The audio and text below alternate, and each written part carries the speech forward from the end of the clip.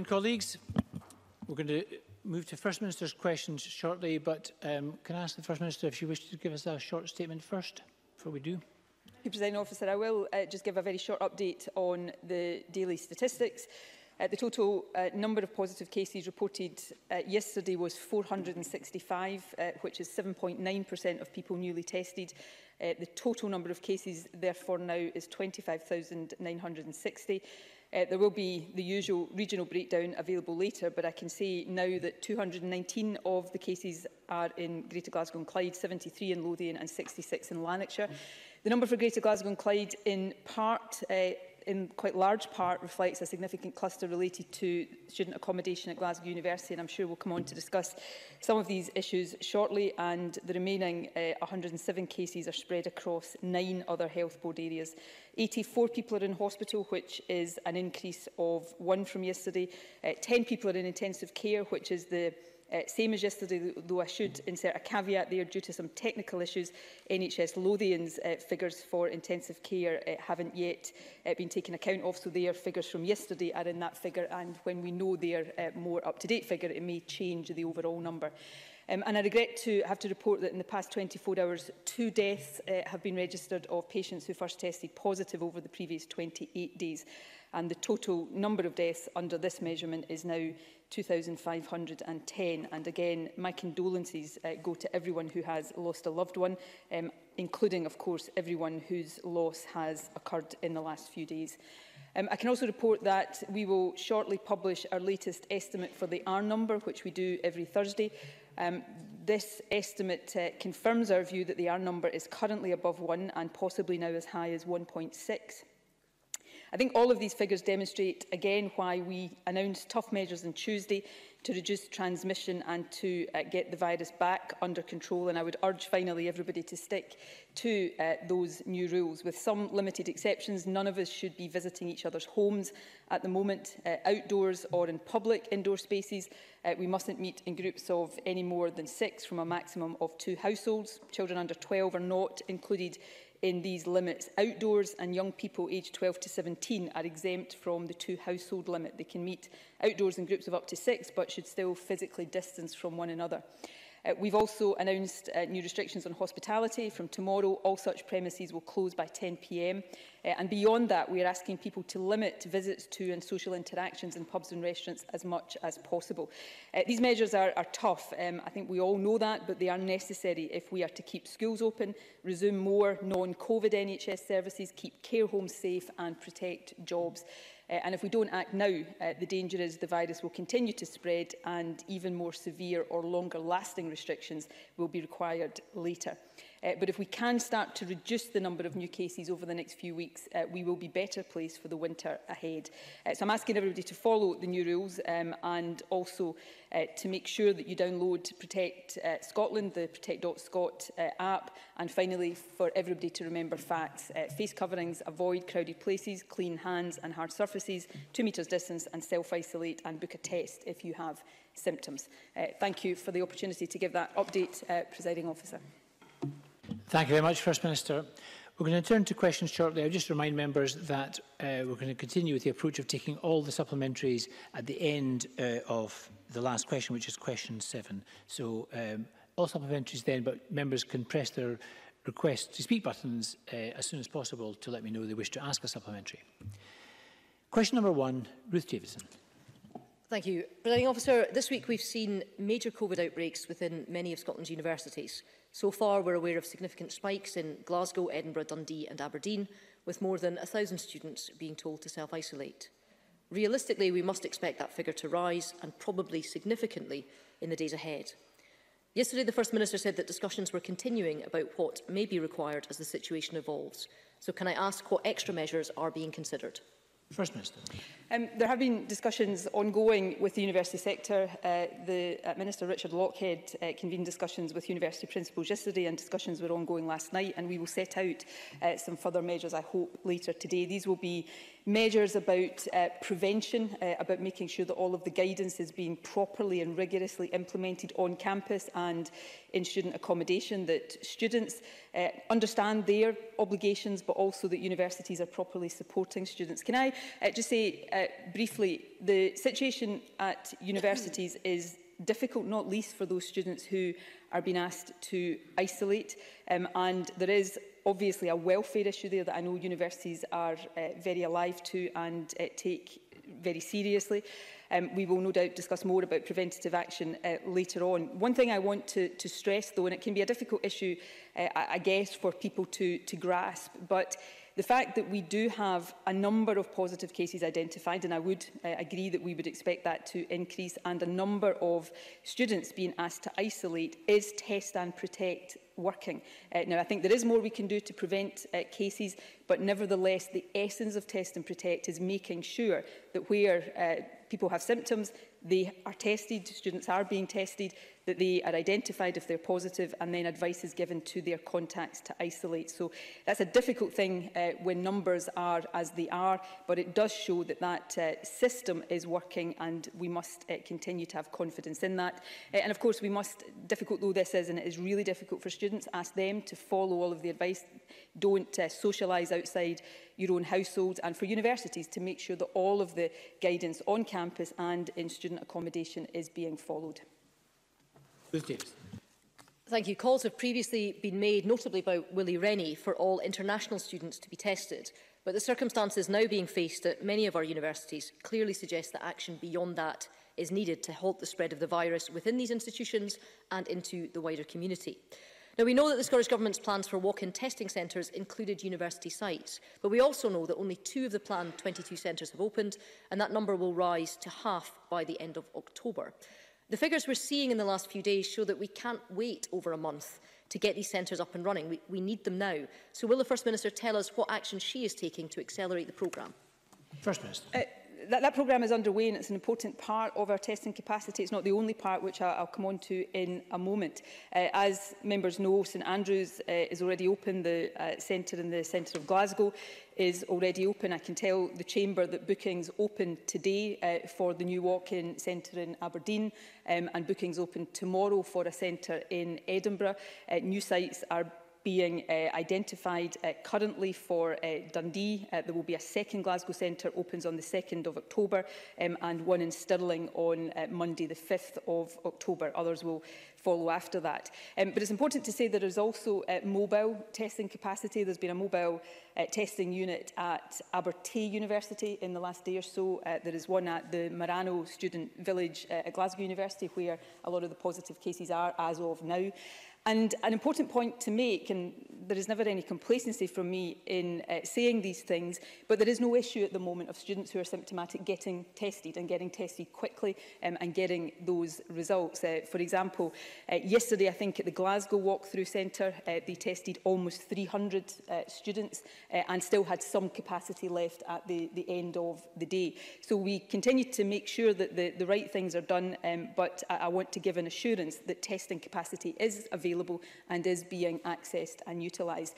On the issue of asymptomatic testing, we continue, not just in universities, but more generally to consider these things on clinical advice. But it's very, very important to stress that where somebody who doesn't have symptoms gets tested one day and tests negative, if they have, particularly if they've been in contact with positive or potentially positive cases, that does not take away the need to self-isolate, because they could be in the incubation period and test positive a day or so later. So the most important thing here is testing people with symptoms, contacting, identifying and giving the right advice to their contacts. And I am confident that's been done, although we continue to monitor it with universities very carefully. Ruth Davidson. I agree with the First Minister on the importance of the contact tracing. And in the spring, the First Minister stated the government's intention to recruit 2,000 contact tracers by the end of May. And at the time she said, it's really important we have the capacity in place and the ability to increase that capacity in future should we need it. But this week we learned that less than half, only 874 of those tracers are actually in place across the country. So does the First Minister agree that given the situation we see in our universities today, Those tracers are needed now more than ever. And can she tell the Chamber when they'll now be delivered?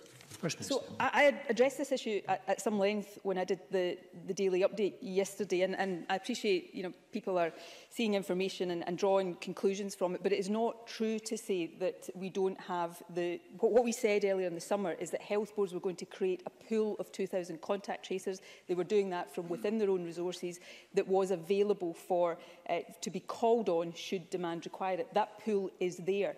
What we are doing also, though, is permanently recruiting to replace that pool over time so that it is a more permanent pool of contact tracers. But health boards have the capacity they need right now. In some health boards that have outbreaks, that comes under strain. That's why we also have the National Contact Tracing Centre. So health boards who are facing outbreaks and who need additional support can pass some of the caseload they've got onto the National Centre for additional support. So it is not the case that the capacity that is needed is not there. It is there. We are simply going through a process of redeploying and replacing one capacity with another. And health boards have in place not just the capacity they need for demand right now, but they have all been asked to put in place and have in place the ability, if necessary, to double their capacity in the space of 24 hours. So I want again to give people an assurance that people who are working in these roles are working really hard and under pressure. But we have testing capacity that is standing up to the demand right now. We have contact tracing capacity that is standing up to the demand. The performance of our contact tracers in terms of the percentage of index cases and contacts that they are identifying, I think, is way above other parts of the UK. So the system is working. It is going to come under increasing pressure, which is why we are working hard to make sure we build the resilience into that is required. Ruth Davidson. Thank you. How we react to this spike is going to influence how big the spike becomes. And none of us wants to see restrictions placed on students, because this is such an important time for young people, and the new people that you meet and the experiences that you have as students can shape your entire lives. But it's clear from the figures emerging this week that an increase in infection rates is being driven from within the student population. In Glasgow, around half of all cases that have been identified within the university. And there's a clear concern that it could spread, particularly given the number of students that travel into uni from neighbouring areas and then return home. The First Minister has previously accepted the need for routine testing across care homes. Will she now examine the case for such routine testing across Scotland's university campuses? First Minister. We will always examine the case for that, but we also have to, and I've said this in relation to care homes, people will have heard me say it many times, and what I'm about to say is informed by the clinical advice that the government takes. Routine testing, particularly in highly vulnerable situations like care homes, has a part to play. It may have a part to play in other settings, but we've got to be very careful that we do not allow routine testing to be seen as some kind of pass out of all of the other obligations, because, as I say, when people who don't have symptoms are being tested, there is a real risk of false assurance coming from negative tests. So testing does not remove the fundamental importance of following all of the right advice, of self-isolating when you're asked to do that, of making sure that you're not interacting with people you shouldn't be interacting, and following all of the facts advice when you do. I know how, or I can imagine, my university days are a long time ago, but I can imagine just how awful this is for students right now. My own nephew has just started at university in Edinburgh and is living in halls of residence, so I think we all know from relatives, we don't want our young people to be living with this, but it is really important that students recognise the risk to themselves and the risk to others and follow all the guidance. Don't have house parties, don't socialise out with your own household group, and make sure you have Protect Scotland downloaded onto your phone, and make sure you are following all of the facts advice, and that is my appeal to every student across the country. Question number 2, Richard Leonard. Thank you, Presiding Officer. Multiple COVID clusters across universities in Scotland, hundreds of students self-isolating, students are waiting for tests, and frontline university staff at risk of catching and spreading COVID-19. First Minister, is this what you expected to happen when you gave the go-ahead to students returning to universities this academic year? First Minister. Look, these decisions are not easy for any of us, so let's reverse that and say we had decided to keep all students away from university. Just as in the days when we thought we may not be able to get children back to school full-time. Richard Leonard and others were saying, actually, we should be trying to normalise education. And I suspect if we had been in the position where we said no students are to be at university, Richard Leonard, perfectly legitimately, might have been standing up here today saying what we're going to do to get education back to young people. So we've got to find the right, safe balance to have as much education for our young people while keeping them safe and minimising the risk. So that's why the guidance is in place around blended learning on campus, around all of the things that universities and colleges have to do.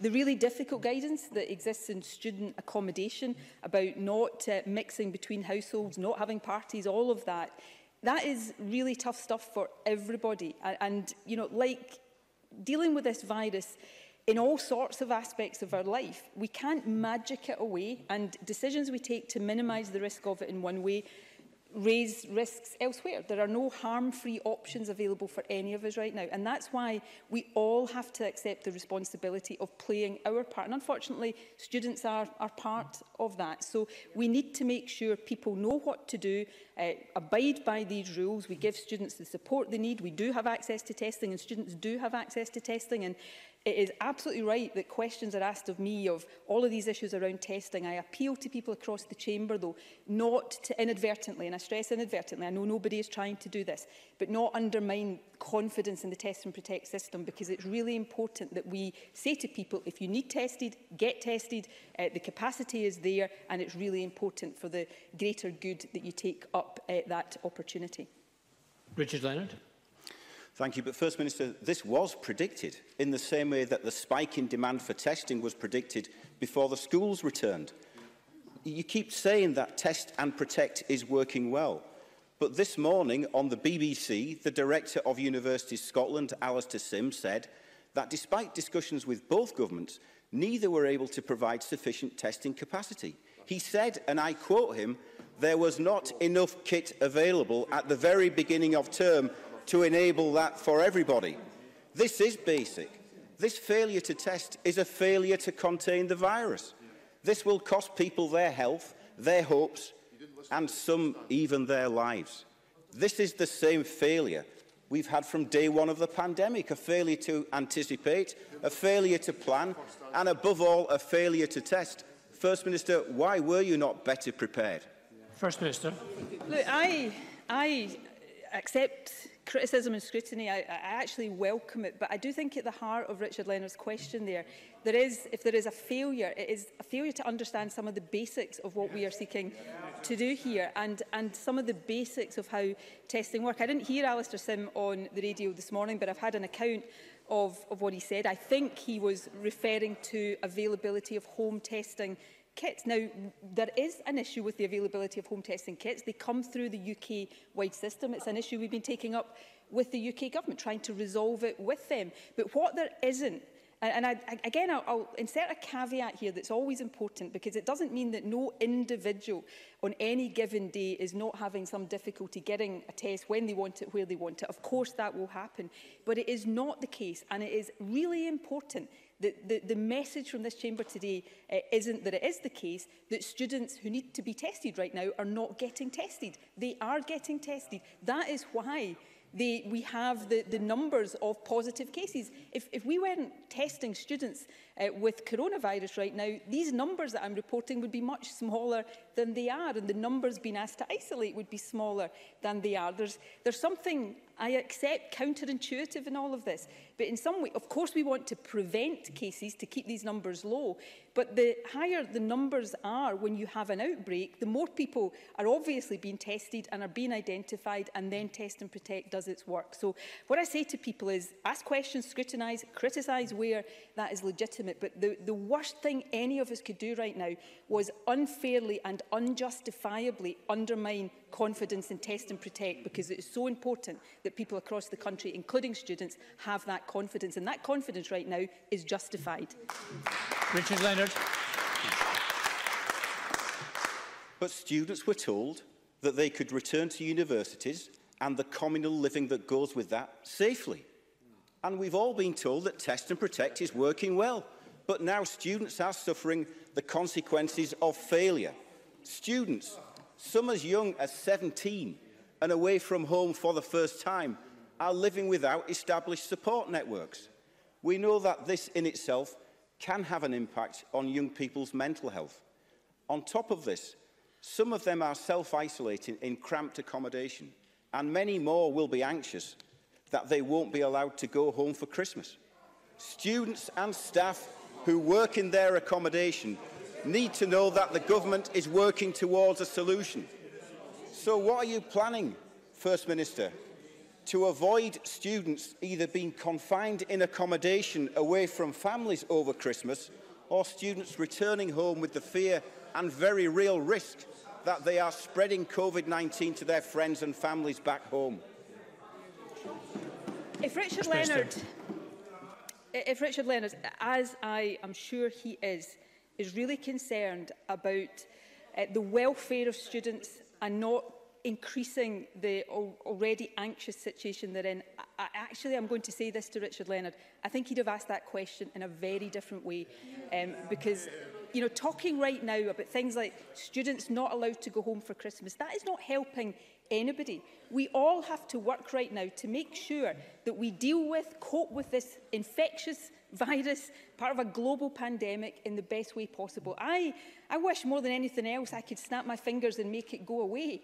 I can't. This is a global pandemic. We need to deal with it properly and systematically, with all of us playing our part.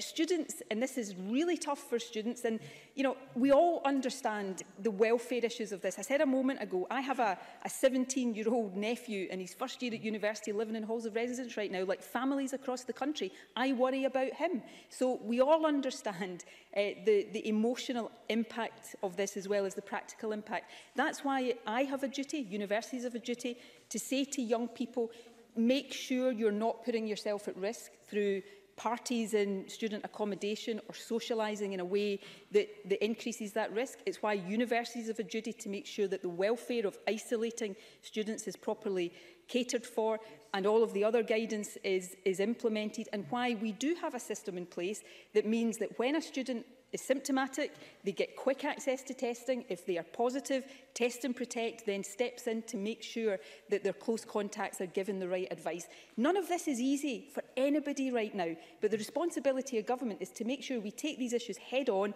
support those out there on the front line, and get through this collectively as a country, which I believe we will. Thank you. Question number 3, Patrick Harvey. I don't pretend that any of this is easy, but it is also the responsibility of Parliament to raise these issues in a constructive manner. With outbreaks in Edinburgh, St Andrews, Dundee, Aberdeen and Glasgow, and over 1,000 students in halls in self-isolation, we need to remember this is the situation just weeks into term. Now, many of these students will be first-year students away from home for the first time, excited about their new life at university. And it is heartbreaking that they're now cooped up and coping with this new anxiety. They need their universities and the government to make sure that they get the support that they need.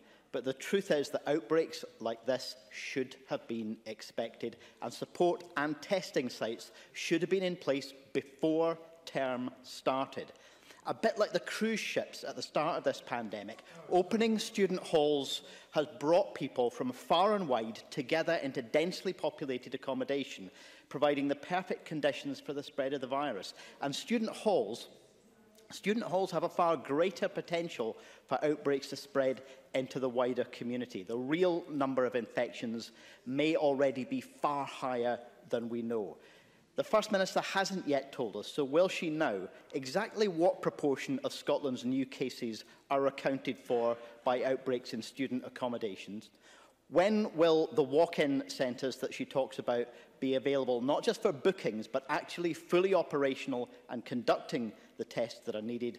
And what specific action will the government take to prevent student outbreaks from spreading into the wider community? First Minister. They open for booking one day and they do the test the following day. That's how it works. Can I say, first of all, I absolutely accept, obviously it's not voluntary, the importance and the right of Parliament to ask questions. I'm simply making the point that I think we all have a responsibility to discuss these issues in a way that helps not to increase the anxiety of students, but helps to give the information and the advice to students in a proper and sensible way, and that's what we are seeking to do.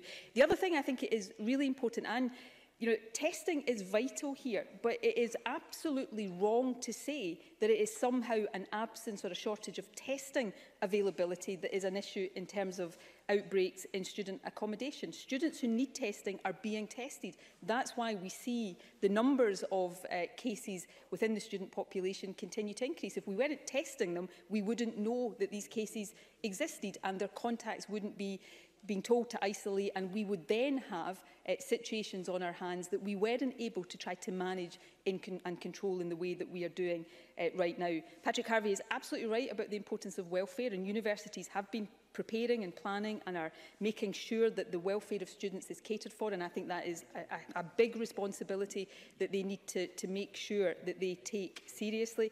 And we have to make sure that students have the advice that they need to minimise the risk of spreading the virus elsewhere. That is why it is really difficult for students, but not mixing outside their household groups, not socialising in the normal way students would, not having house parties.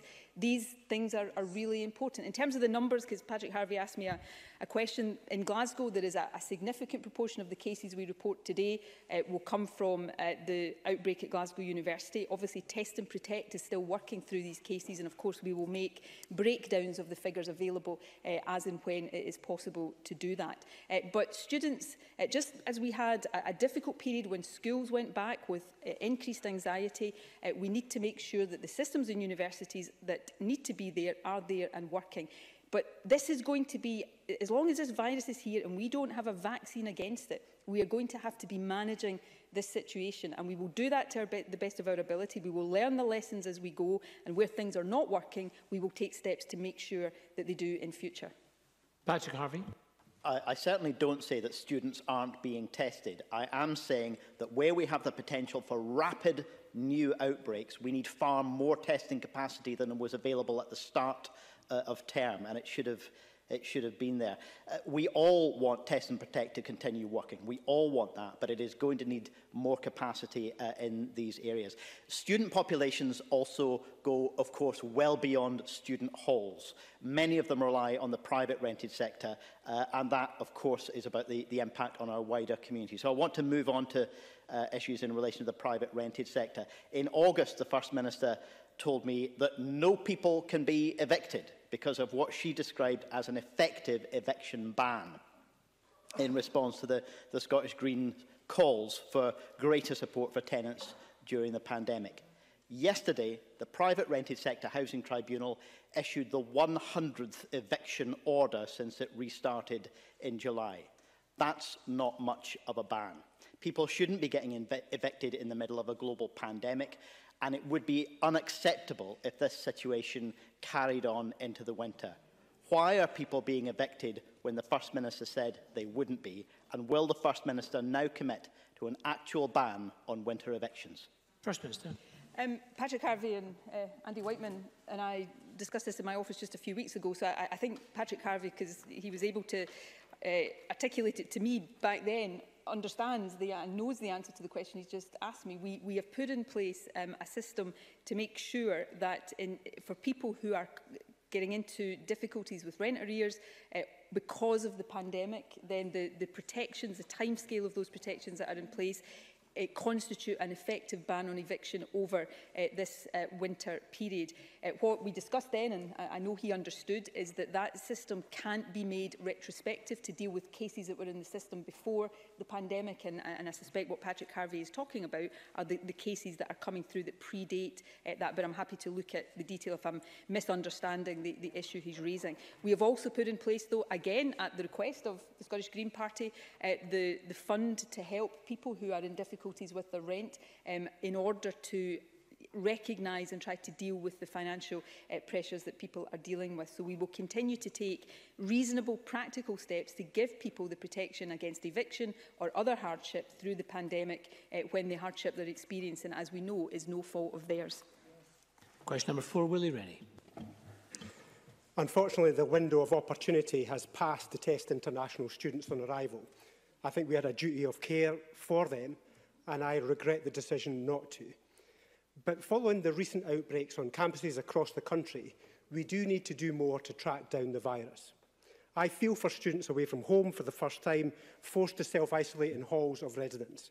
I think of their families many miles away, worried for the safety of their children. They both deserve reassurance that the health services in Scotland are focused on keeping them safe.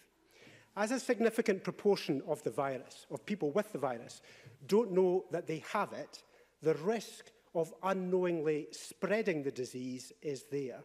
So if they don't know they have it, we need to help them find it. Students need to stick by the advice, that's right, but we also need to do so much more too. So will the First Minister rethink the approach to routine asymptomatic testing for students? First Minister.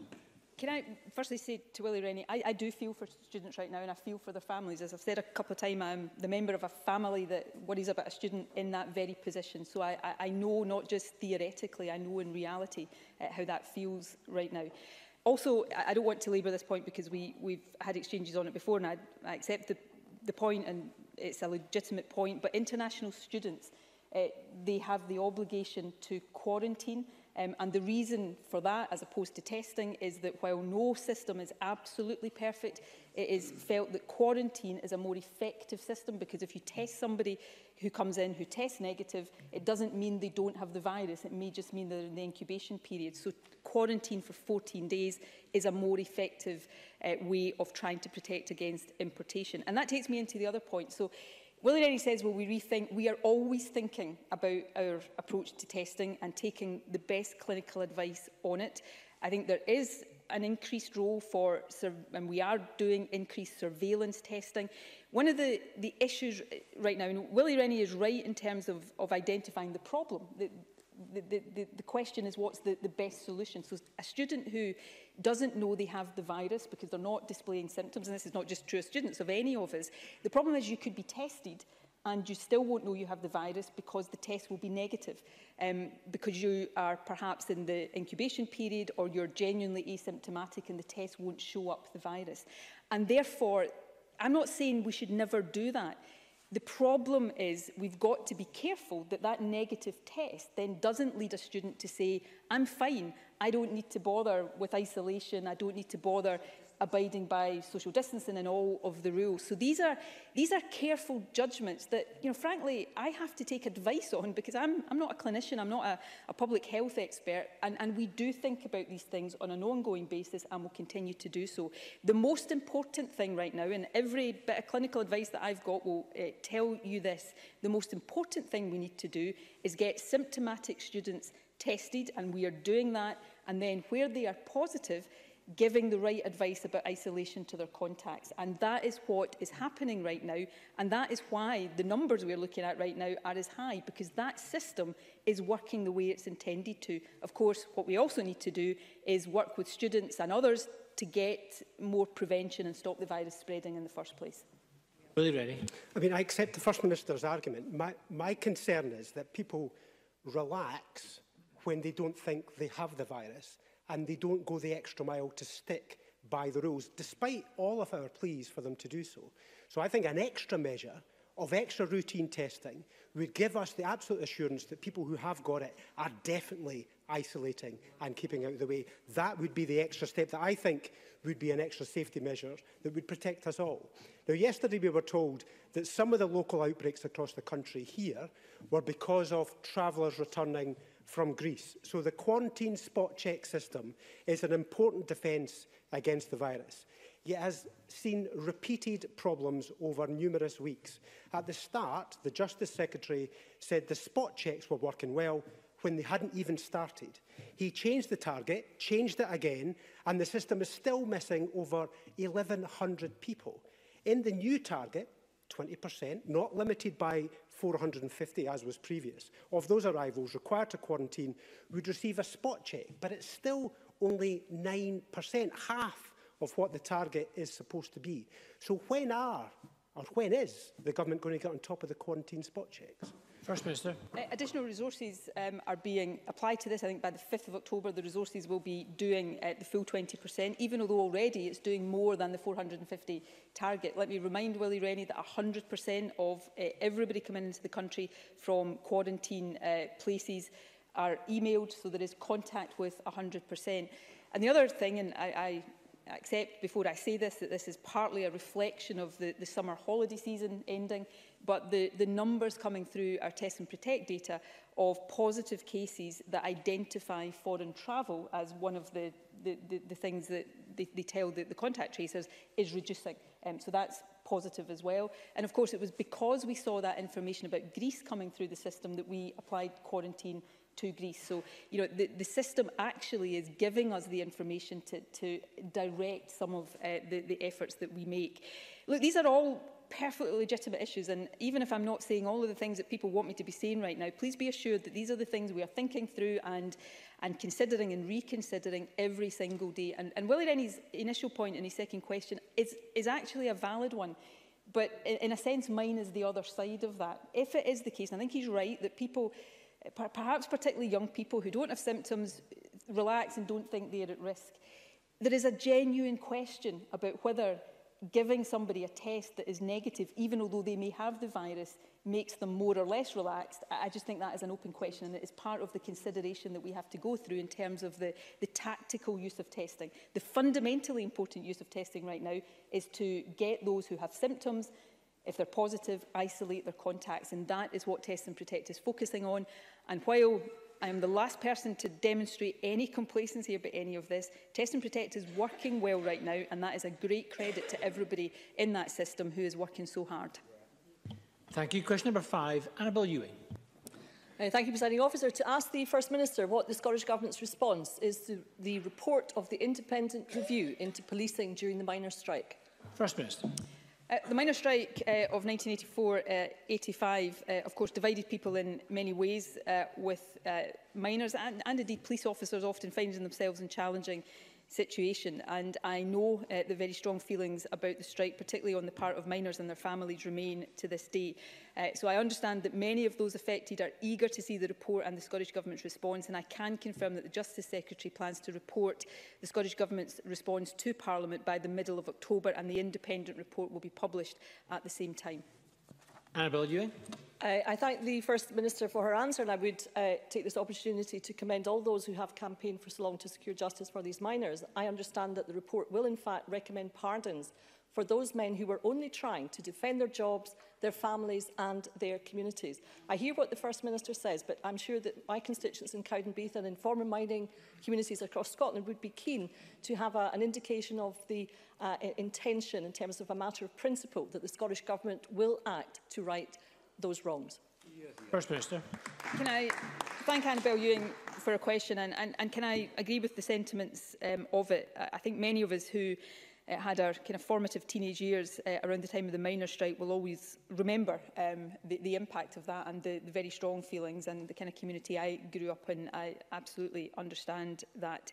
I hope Annabel Ewing will understand that it would not be appropriate for me to preempt today the publication of the report and the publication of the Government's response by the Justice Secretary, which, as I say, will happen within the next couple of weeks. And I think it would be better for everybody concerned to allow those to be read and understood properly.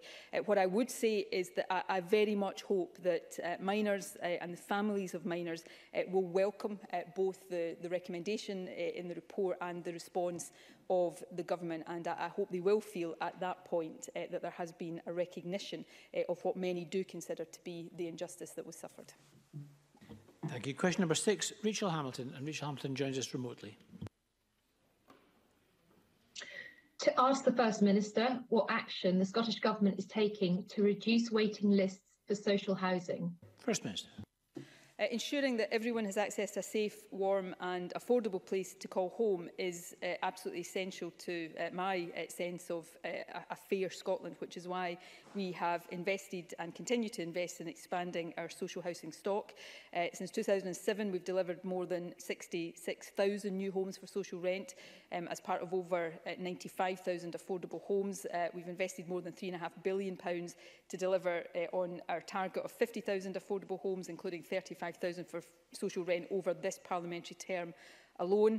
We've committed £300 million interim funding for the affordable housing supply budget for the next financial year, which will ensure that new social housing continues to be delivered beyond this current parliamentary term.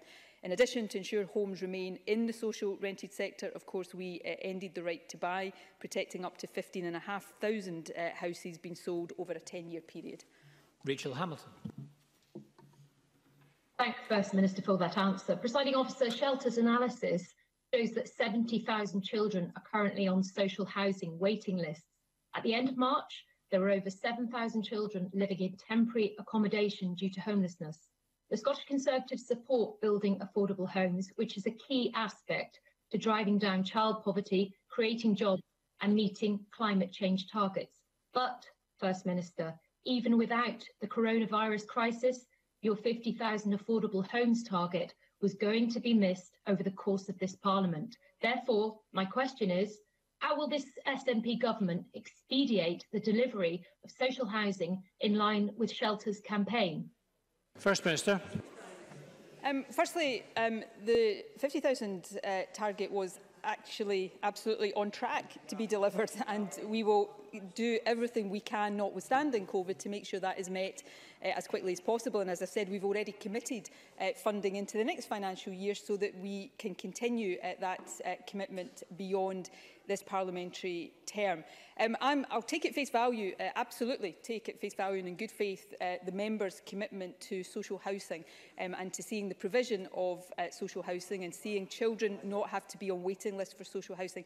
Can I politely suggest to her, though, that perhaps a valuable thing she could do, if that is genuine, as I'm sure it is to say to her Conservative colleagues in government in London to make sure that the budget for the Scottish Government is protected so that we don't see cuts applied there, and to perhaps stop undermining and cutting the benefit entitlement of children in poverty across this country, which doesn't do anything to help the provision of housing. So perhaps if the Conservatives occasionally match the rhetoric with the action around poverty and homelessness and social housing, we might all be in a better position.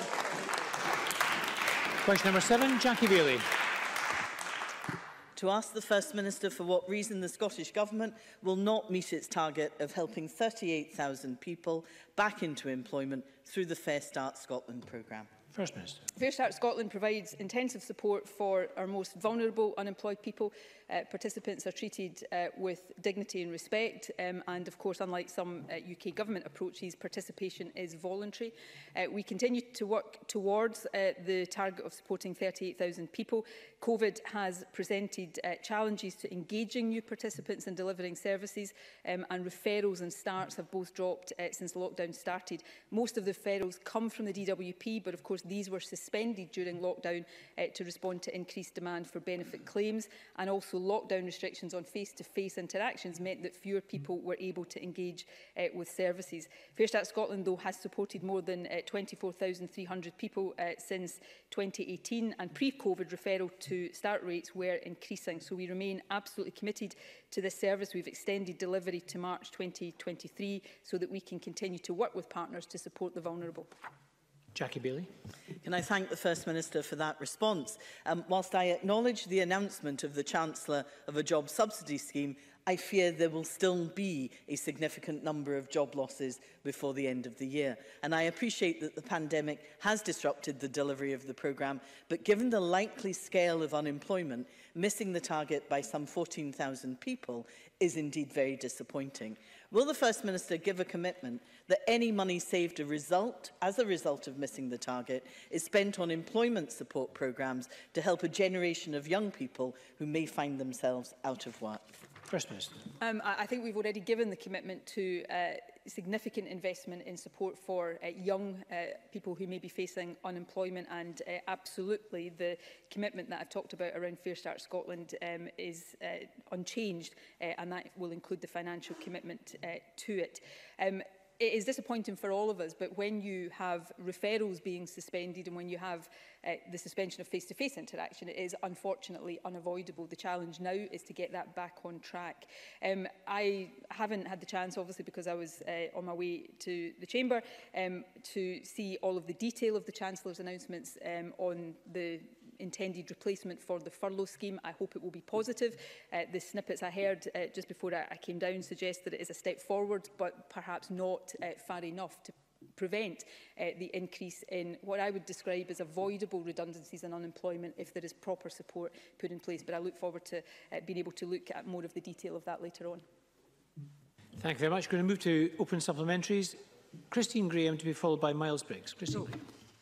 Thank you very much, Presiding Officer. To ask the First Minister if she considers that management, particularly in retail and hospitality, should encourage staff to have their mobile phones on them to enable the contact tracing app to be more effective, given their considerable contact with the public when out and about, as it were, on the shop floor. First Minister. Yes, I would strongly agree with that. I would stress that for individuals, downloading and using the app is voluntary. I strongly encourage people to do it. We're almost at 1.2 million people in Scotland downloaded it. It's really good to see the England and Wales app launched today. These are really important ways of trying to extend the reach of our test and protect systems. But I would ask all employers to actively promote the app and, crucially, to go to Christine Graham's point, enable staff to carry their phones with them, particularly in those environments, like supermarkets perhaps, where staff have lots of contact with customers and clients. So that is really important. Just a point of information, we've created a dedicated stakeholder page on the protect.scot website to help employers raise awareness of the app, and I would encourage all employers to make use of that. Miles Briggs to be followed by Stuart McMillan. Thank you, Presiding Officer. Yesterday, family-run businesses and their employees from across Scotland's soft play centres protested outside Parliament. Without action and support, they warn that over 4,500 jobs are likely to be lost. Now, play centres safely reopened in Wales on the 10th of August, in England on the 15th of August, and in Northern Ireland on the 14th of September. They have demonstrated that they can provide COVID-safe play for children under the age of 12 and support young families during this difficult period. As we head into the winter months, parents and guardians across Scotland want access to safe play spaces for their children. So can I ask the First Minister if she'd be willing to meet with representatives to look into the plight of the sector in Scotland and whether or not SNP ministers will now provide clarity and support for this key part of our play centre space in Scotland? First Minister. The Government engages with different sectors all of the time. Of course, ministers would be happy to meet with any sector, including the soft play centre. I absolutely understand how difficult it is for any sector, including it, that isn't able to trade fully, or indeed in some cases trade at all right now.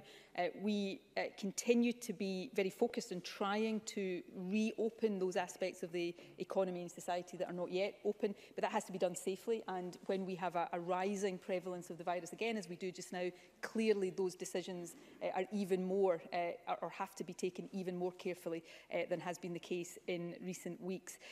We will also continue to do what we can to provide financial and economic support for sectors that are not trading normally. An issue I voiced yesterday, and I stress again, I am not seeking to do this for political reasons, but it is a statement of fact. I increasingly worry, because of the financial constraints over how the Scottish Government budget is made available, the mismatch between what we need to do in a public health capacity and our ability to mitigate the impact of that financially and economically. And that's the reason one of the reasons I wrote to the Prime Minister raising this issue last night. But of course we will continue to engage as positively as we can with affected sectors, because I fully understand the implications for them and for the jobs that rely on them of the situation that we are dealing with. Stuart McMillan to be followed by Claire Baker. Thank you very much, Presiding Officer. Presiding Officer, I'm fully aware that the regular dialogue has been taking place between the Scottish Government and the footballing authorities. But can the First Minister consider the introduction of a football task force to try and find a way to help football navigate a way throughout this pandemic, which safeguards the future of our clubs, particularly the smaller community clubs, which plays such an important part in the social and economic fabric of their communities? First Minister. Well, I absolutely recognise the important role football in particular, but sport in general, plays in communities, and the part it plays in the well-being of our life overall. We are working very closely right now with the football authorities and other partners, including football clubs.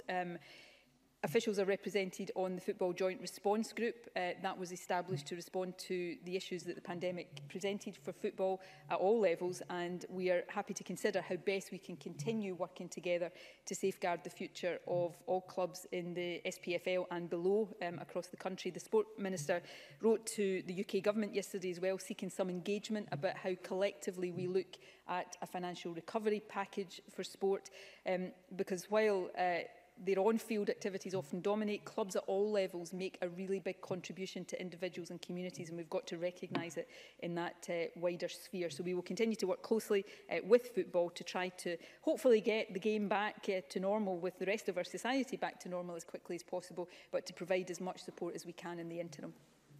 Claire Baker, to be followed by Sandra White. Presiding Officer, on Tuesday we saw a trading of blame between the UK. And the Scottish Government over the awarding of the Seagreen offshore wind farm project to China, when the Scottish supply chains, including BIFAB, got nothing. A member's update from GMB this week not only says that both governments are to blame for the current process, which keeps producing the same results, but that the Scottish Government asked SSE to keep the unions in the dark about the announcement, and they had to find out from the press coverage. These jobs are too important for Fife, and the trade unions must not be isolated during this process. Does the First Minister recognise this situation is unacceptable, and will she ensure it doesn't happen again? First Minister. Well, can I say firstly that I think this government has demonstrated, I hope I've demonstrated the commitment we have to BIFAB and to the involvement of trade unions. I have personally, on a whole number of occasions around BIFAB, engaged directly with the trade unions, and we will continue to do that. So we have a very strong commitment. We have a financial investment in BIFAB, which I think demonstrates that commitment. That said, the circumstances for BIFAB and the conditions in which it is operating are not easy, and there is a challenging period ahead of us. There's no attempt to play a blame game here. Sometimes it is really important, though, for public understanding as well as political understanding, to make sure we are clear where some of the issues lie. It is a statement of fact that the current UK government contract for difference scheme is one of the factors that puts acute pressure on the management of project costs, and that is just inescapable, and we need the constructive cooperation of the UK government to try to work through some of the issues that are a barrier right now to the development of a sustainable supply chain in the renewable sector, and I hope we can all agree on that and seek to address that constructively. In the meantime, we will continue to engage with BIFAB and the trade unions there to try, as has always been our objective, to find a sustainable future for BIFAB. It is not easy, and I am not suggesting it is, but the commitment of the government remains absolutely to that. Sandra White, to be followed by Maurice Corrie. Thank you very much, Presiding Officer. First Minister, this afternoon we will debate Stage 1 Protection of Workers Bill. As a former Usdo shop steward, it's a bill which I fully support.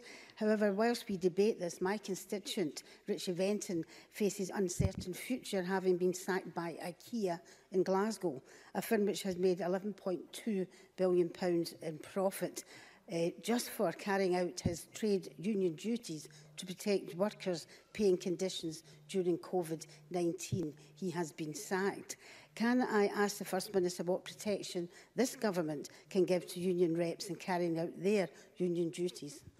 First Minister. Can I thank Sandra White for raising the issue? I should say I know Richie Venton. I've known him for many years. I've probably campaigned both against and with him in various different points over the years. But notwithstanding that, I think it's really important that I don't get drawn into commenting on individual cases without all of the information. But I will be clear about this, that the law offers protection to enable people to carry out their trade union duties without fear of recrimination, and that that is a really important principle that all employers should not just understand, but make sure they practice in workplaces. So I would urge IKEA to get round the table with the union and reach a positive resolution to this matter.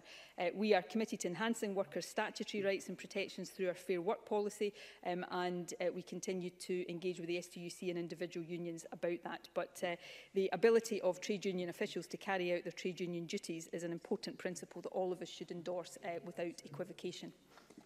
Maurice Corrie, to be followed by James Dornan. Presiding officer, earlier this week I was informed by a local pharmacy in my West Scotland region that it is having great difficulty in getting supplies of the flu vaccine to meet their patients' demands for vaccinations, as they are being told their supplier has no stock of the vaccine. What action has the First Minister put in place to ensure that we have sufficient stocks of the flu vaccine to meet demand for vaccinations throughout Scotland before winter is upon us? First Minister. We have a very well-developed plan, not just to procure the stocks of flu vaccine that are made available through the NHS for NHS-eligible groups. Obviously, pharmacies will often have additional stocks for other people, but our focus is on the eligible groups, which have been extended this year, and the flu vaccine programme has been delivered slightly differently because of COVID, and we procure the supplies through a UK-wide system. Perhaps the best thing to ask the member to do on the pharmacy in his region is to write to the Health Secretary so we can look into the particular issues there and see if there's action we can take to assist with that. James Dornan, who joins us remotely, to be followed by Sarah Boyack. Thank you, Presiding Officer. Can I ask the First Minister if she shares my concerns that the UK Government's proposed internal market bill will limit Scotland's ability to legislate in the area of building regulations to maintain the highest standards which protect Scottish householders from catastrophic events like the Grenfell disaster? First Minister. Yes, I do very strongly share that concern. It's one of the very many concerns I have about the UK Government's internal market bill, and that it will undermine this Parliament's ability to legislate for and insist on the highest standards across a whole range of different areas. We have the General Teaching Council today articulating a concern about the potential for standards for the teaching profession to be undermined. But on the specific issue that James Dornan raises, we've had different building regulatory requirements for decades. That's never resulted in barriers for business, but the UK internal market white paper that preceded the bill cited different building regulations as an example of an additional cost to business in the UK. There is not a shred of credible evidence, or any evidence in my view, to support that view. For decades we've benefited from setting our own robust building safety standards. So it's another reason why this bill is wrong for Scotland, and why I think all of us across the party spectrum in this Parliament should resist vigorously any attempt by the UK Government to limit the ability of this Parliament to protect the people of Scotland. Sarah Boyack, to be followed by Joe McAlpine. Sarah Boyack. Thank you, Presiding Officer. Can I ask the First Minister whether she will intervene to help Capital Theatre's Edinburgh's theatre charity weather the storm they are facing due to loss of income? First Minister, without emergency funding, jobs are at risk and the much-loved King's Theatre faces closure if the charity can't fill the £8 million gap on their vital refurbishment plans. First Minister. So we have made funding available to help to help the culture sector, including cultural venues. I know the Culture Secretary is engaged specifically in the issue of Capital Theatres and the King's Theatre in Edinburgh. I've had representations from a number of people, including recently Brian Cox, on that issue. So I will ask the Culture Secretary very soon and very urgently to write to the member to update on those discussions and the assistance that hopefully we will be able to provide. Joan McAlpine, who joins us remotely, to be followed by Graham Simpson. Thank you very much. The Scottish Government has been asked today to consider routine testing of students, and I share concern about student outbreaks.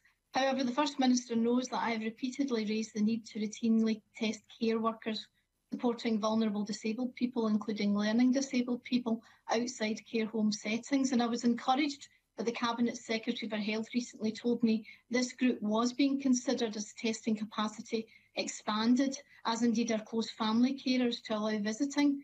Now, I don't want to downplay the student outbreak in any way, but can I appeal to the First Minister and indeed to others in this chamber that routine testing to protect disabled people should come before the routine testing of young and healthy people if a choice has to be made due to capacity? First Minister. What we want to try and do is make sure that our testing decisions are driven by clinical considerations and the considerations about how we best protect vulnerable populations. Of course, I'm not for a minute saying that we don't have to think very carefully about capacity issues, but we want our decisions to be driven for the right reasons. And I can assure the member that the group she identifies is very much in our thinking as part of our winter planning for possible extension of routine testing. As I've been saying to others in relation to students, there are some complex issues we have to consider when it comes to routine testing and the place that has. But where there are clear vulnerabilities with disabled people, with care homes, then there are often reasons there that lead you towards routine testing that may not exist when we're dealing with other parts of the population. Graham Simpson, to be followed by Colin Beattie. Graham Simpson. Thanks, Presiding Officer. During the pandemic, both our governments have been bringing in laws which impact on civil liberties, and I have to say, for the best of reasons, but all done without prior parliamentary scrutiny. An example this week, of course, is the ban on people visiting other households. I'm of the view that wherever possible, Parliament should be able to scrutinise laws before they come in. And I would just appeal to the First Minister if she would agree to review the way emergency legislation is done in this place so that Parliament can have prior scrutiny of laws. First Minister. Look, I hope the member will take this answer constructively, because I in general terms agree with that. Of course you want Parliament to scrutinise law before it comes into force, not after it has come into force. And we obviously have statutory requirements to review the emergency legislation, the regulations that are made under it regularly, and the overall acts on a certain basis. So Parliament is involved in that. What I would say, and I hope everybody will understand this, in the situation we're in right now, it is on a whole range of different ways just not possible to do things in the ideal way that all of us would want. Unfortunately, this virus doesn't agree to take a few days off while Parliament scrutinises important measures that are needed to protect people from the spread of it. And I know everybody understands that. So it's just another one of the many multitude of ways in which we're having to try and strike the best balances we can, given the nature of what we're dealing with, and recognising that they are not ideal balances, and that so much of what we're doing right now we wouldn't choose to do in those ways if we had a choice or more of a choice over it. So I hope members recognise that. I think they do, but we will try to facilitate as much parliamentary scrutiny as early as possible in all of these things as is feasible. Colin Beattie, to be followed by Neil Findlay. The latest monthly GDP statistics for Scotland show that the economy expanded by 6.8% in July. Given the different pace of the easing of lockdown measures in different parts of the UK, can I ask the First Minister how Scotland's economic performance compares to the UK since lockdown measures were introduced in March? First Minister. Well, both Scotland and the UK as a whole saw record falls in the economy following the introduction of restrictions, and I think everybody understands why that is the case. We effectively closed down much of the economy, but some of this fall has been made up as the economy has reopened. GDP in Scotland remains 10.7% lower than it was in February. The corresponding UK figure is 11.7% lower. So there's a broad comparability there between Scotland and the UK as a whole. But all of these figures highlight that the pandemic continues to have not just a serious health impact, but a very serious economic impact. And we are working hard to rebuild the economy through the safe reopening of it, and then using the experience of the pandemic to build a more resilient and sustainable economy. And we'll continue to do that, working where appropriate with colleagues in the governments across the UK. Neil Findlay, to be followed by Emma Harper. As a supplementary to Annabel Ewan's question, can I offer my sincere thanks to the Government for undertaking the independent review of policing of the miners' strike in Scotland. And I have to give particular credit to the then Justice Secretary Michael Matheson for commissioning it.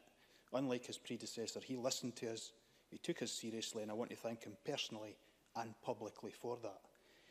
The review panel appear to have taken on board the proposal for a scheme of pardon that I put to them, but I understand this will require legislation. Given that many former miners have passed on and those who remain grow older, will the First Minister commit to ensuring that any legislation to enact the scheme comes before Parliament before dissolution in March? First Minister. We will look very closely at the timescale for doing that. I don't want. There's two things I don't want to do today. I mean, people across the chamber will note that I am not pushing back against any of the speculation that has been in the media recently, and they can draw their own conclusions from that. But it's important that I don't preempt the publication of the report or the government's response. I think for a whole range of reasons, not anything to do with what our instincts were pushing us towards, but a whole host of practical and legal issues. We've had to take some time to consider this properly, and that is important. So we'll publish the report and the response in the middle of October. Can I just also say I think Michael Matheson does deserve a huge amount of credit for taking this issue as seriously as he did and getting us to the position we are in right now. Obviously, any implications of that we will also set out to Parliament at that point. But suffice to say, I fully understand that for many minors and their families, they're not getting any younger, and if there is to be a degree of recognition of what was suffered back then the sooner that happens, the better. Emma Harper, to be followed by Beatrice Wishart. To ask the First Minister what support will be or is being provided to NHS Dumfries and Galloway, given the board has suspended inpatient visits at the Galloway Community Hospital in order to protect vulnerable patients from potential COVID-19 infection. First Minister. The Health Secretary, of course, will be happy to look into the specific circumstances there why visiting has been suspended. Obviously, we work with and support health boards in the whole range of things that they are doing right now to try to reduce the spread of coronavirus, deal with outbreaks, and of course deal with COVID patients and non-COVID patients. And the issues around visiting have to be very carefully handled. We want to get visiting to hospitals and indeed to care homes back to as much normality as possible, as quickly as possible. But where there are spikes or clusters, sometimes decisions have to be taken with the protection of vulnerable patients uppermost in mind. But I'll ask the Health Secretary to liaise with the member about the specific local circumstances. Beatrice Wishart, who joins us remotely, to be followed by John Scott. Thank you, Presiding Officer. Last week, Prospect Union published a report that showed that High Isle's remote tower plan will take at least £18 million of economic benefit from island communities and from island economies, and that costs of the scheme have increased significantly. This confirms what High Isle's own consultants have said, namely that centralising air traffic services in Inverness is the most costly and risky option, and High Isle has been hell-bent on pursuing it. Given the massive downturn in the aviation sector, the high and spiralling costs of centralisation, and the opposition from staff and local communities, will the First Minister now instruct High Isle to call a halt to this damaging project? First Minister. I'll ask the Transport Secretary to write to the member with more detail. There is a need to modernise air traffic control to ensure both more sustainable and reliable services in the Highlands and Islands. High Isle has been tasked with taking this process forward to find the safest and most sustainable solution. They've taken the decisions based on the best available information and analysis of the different options available. Obviously, this is a big change technically and personally for staff, and the High Isle need to continue to involve their staff and key stakeholders as this process continues. But we will, of course, and High Isle will, of course, continue to listen to views and opinions that are expressed, and I'll ask the Transport Secretary to correspond with the member with more detail of the current situation. John Scott, to be followed by Alec Rowley. Thank you very much, Presiding Officer. The First Minister will know I raised questions with the Cabinet Secretary yesterday about increasing access for key family members to elderly and fragile relatives in care homes, particularly in Ayrshire. Her answer implied that she is very aware of this problem and seeking to deal with this lack of access.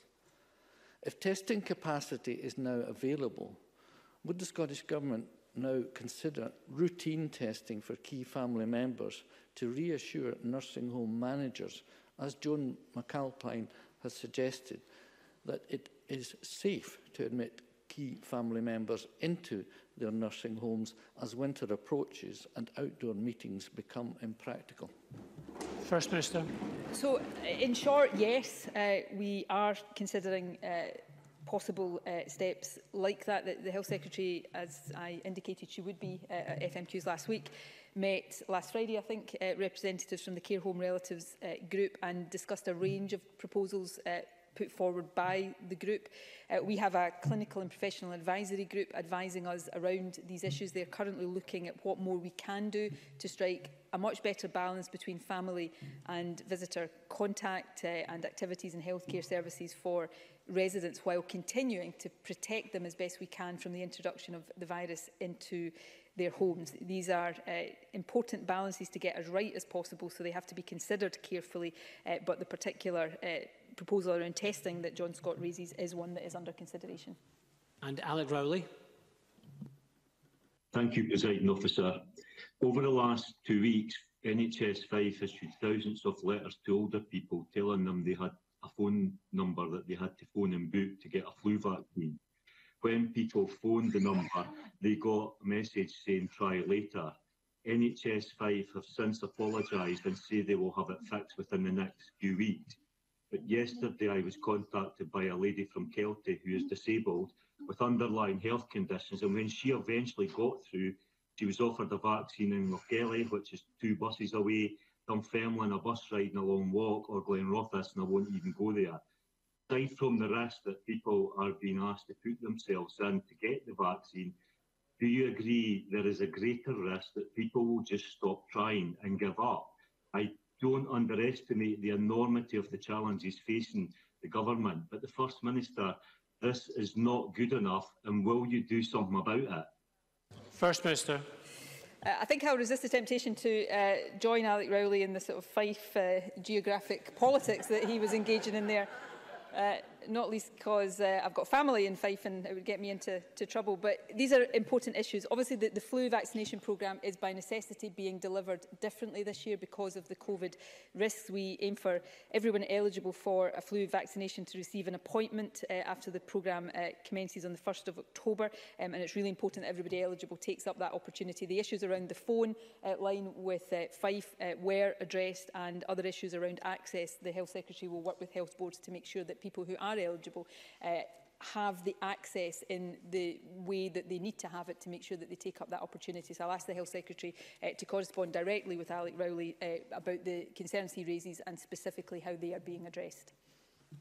Thank you very much. And that concludes First Minister's questions. We're going to suspend and resume at 2:30 with portfolio questions on communities and local government. Parliament is suspended.